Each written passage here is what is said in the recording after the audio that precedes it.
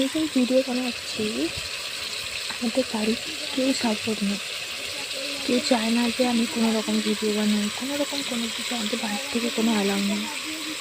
তা সত্ত্বেও ট্রাই করছি আমাদের বাড়ির যে রান্নাবান্নাগুলো সেগুলো ভিডিওর মাধ্যমে আপনাদেরকে দেখাচ্ছি। আজকে রান্না করবো আলু দিয়ে ডাল দিয়ে পালং শাক। তার জন্য কড়াইতে আলু, পেঁয়াজ,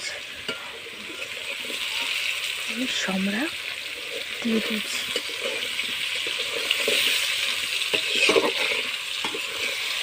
এবার একে একে করে হলুদ গুঁড়ো, লঙ্কা গুঁড়ো, নুন সব পরিমাণ মতো আমি দিয়ে আপনাদেরকে দেখাচ্ছি।